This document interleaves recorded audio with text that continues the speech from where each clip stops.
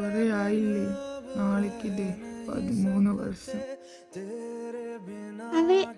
അവളെ ചേട്ടന്റെ പഴയ കൃഷി മാത്രല്ലേ? മക്കളെ, നാളെ ആനന്ദും അദ്വൈതിയൊക്കെ വരുന്നുണ്ട് കേട്ടാ.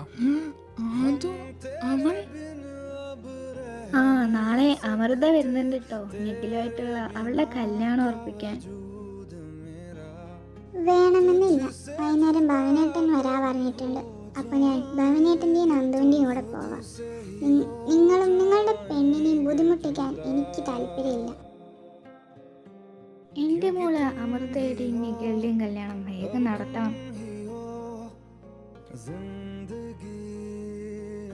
മിസ്റ്റർ നിഖിൽ പ്രതാപ്, ഞാൻ കല്യാണം കഴിക്കണമെങ്കിൽ നിങ്ങളെ തന്നെ കിട്ടും.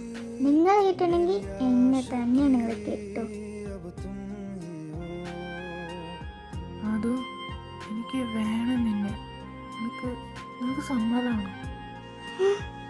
ഏട്ടാ, അത് ഏട്ടാ വിടന്നെ.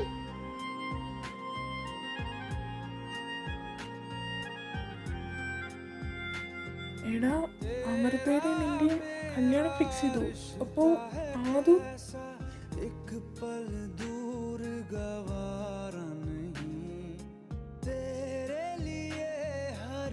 നീ വെറുതെ നിഖിലേട്ടന്റെ പിന്നാലെ നടക്കണ്ട.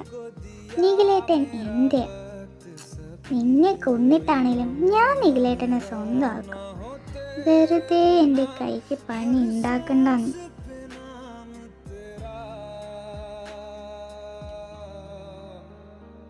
क्योंकि तुम ही हो, अब तुम ही हो जिंदगी।